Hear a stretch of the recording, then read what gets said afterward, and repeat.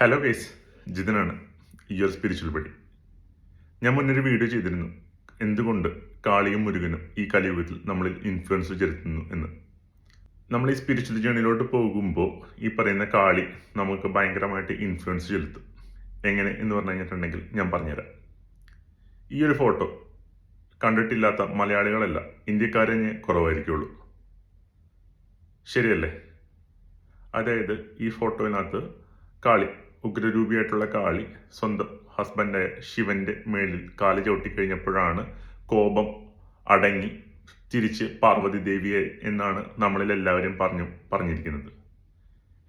എൻ്റെ അടുത്തൊക്കെ ഇങ്ങനെയാണ് പണ്ട് പറഞ്ഞിരുന്നത്. അന്ന് ഇത് ശരിയാണോ? ശരിയല്ല, തെറ്റാണ് എന്ന് ഞാൻ പറയുള്ളൂ. എന്തുകൊണ്ട് എന്ന് പറഞ്ഞു കഴിഞ്ഞാൽ ഞാൻ പറഞ്ഞുതരാം.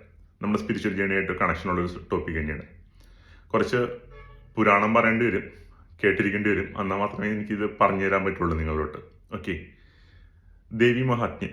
അതിനകത്ത് ദേവി സ്വന്തം ഈ പറയുന്ന പാർവതി ദേവി ശക്തി മാനിഫെസ്റ്റ് ചെയ്തിട്ട് കാളിയാവുന്നുണ്ട്. എന്തുകൊണ്ട് എന്ന് വെച്ച് കഴിഞ്ഞിട്ടുണ്ടെങ്കിൽ രക്തബീജ എന്ന് പറഞ്ഞൊരു അസുരൻ ഉടലെടുത്തു. എങ്ങനെ? കൊടും തപസ് ചെയ്തിട്ട് ബ്രഹ്മാവിൽ നിന്ന് ഒരു വരം നേടി. എന്ത് വരമാണ്? രക്തബീജ കൊല്ലുന്നു, ചേട്ടയുടെ ചോര താഴ്ത്തു ഭൂമിയിൽ വീണ് കഴിഞ്ഞിട്ടുണ്ടെങ്കിൽ വീണ്ടും അതേപോലെ ഒരു രക്തബീജം ഉണ്ടാവും എന്ന് പറഞ്ഞു. ദേവന്മാര് തോറ്റിട്ട് സഹി കെട്ട് കഴിഞ്ഞിട്ട് ദേവിയെടുത്ത് വന്ന് കാര്യം പറയും, അതായത് ശക്തിയോട് വന്ന് കാര്യം പറയും.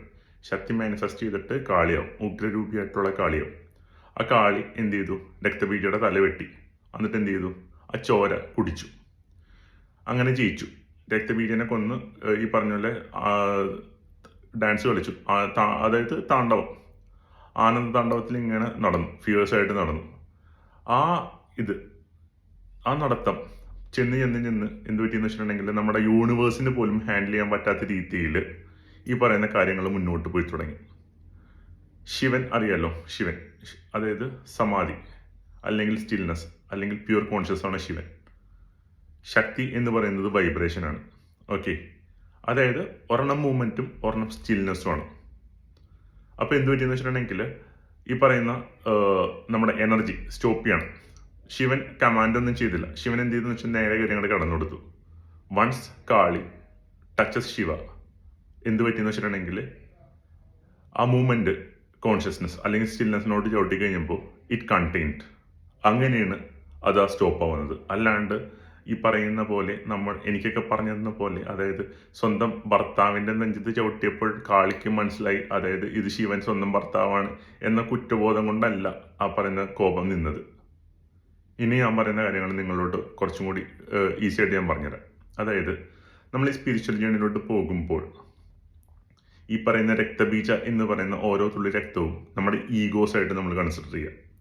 ഇത് താഴത്തോട്ട് വീണ് കഴിഞ്ഞിട്ടുണ്ടെങ്കിൽ ഈഗോസ് കൂടുള്ളൂ, മണ്ണിലോട്ട് വീണ് കഴിഞ്ഞാൽ ഈഗോസ് കൂടുള്ളൂ.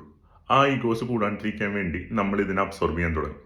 അബ്സോർബ് ചെയ്യുമ്പോൾ എന്തെന്ന് വെച്ചിട്ടുണ്ടെങ്കിൽ ഈ പറയുന്ന നമുക്ക് മൂവ്മെന്റ് കൂടാൻ തുടങ്ങും, അല്ലെങ്കിൽ വൈബ്രേഷൻസ് കൂടാൻ തുടങ്ങും. അതിൻ്റെ പുറകെ നമ്മൾ പോയിക്കൊണ്ടേയിരിക്കും. പക്ഷേ നമുക്കൊരു സ്റ്റിൽനെസ്സിലോട്ട് പോയി കഴിഞ്ഞിട്ടുണ്ടെങ്കിൽ നമുക്ക് ഈ മൂവ്മെന്റ്സിനെ സ്റ്റോപ്പ് ചെയ്യാൻ പറ്റും. അതാണ് ഈ കോൺഷ്യസ്നെസ് അല്ലെങ്കിൽ awaking stage.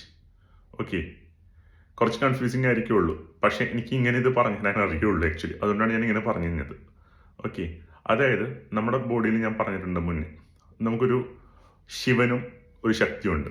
Shiva is consciousness അല്ലെങ്കിൽ സ്റ്റിൽനെസ്, ശക്തി ഈസ് വൈബ്രേഷൻ അല്ലെങ്കിൽ മൂവ്മെന്റ് ആണ്.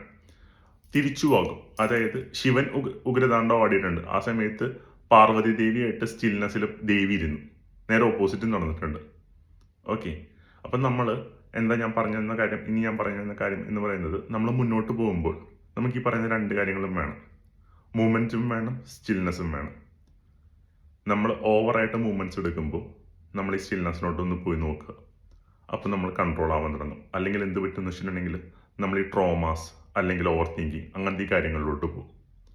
അതാണ് പറയുന്നത്, it is connected with our spiritual journey. അതായത് ഈ മൂവ്മെന്റ് അല്ലെങ്കിൽ ഈ ശക്തി, it is connected to our spiritual journey. അതുകൊണ്ടാണ് കാളിദേവി നമ്മുടെ ലൈഫിൽ കുറച്ചും കൂടി ഇൻഫ്ലുവൻഷ്യൽ ആവും. ഈ പറയുന്നത് സ്പിരിച്വൽ ജേണിയിലോട്ട് പോകുമ്പോൾ ഇൻഫ്ലുവൻഷ്യൽസ് കുറച്ചും കൂടി കൂടും.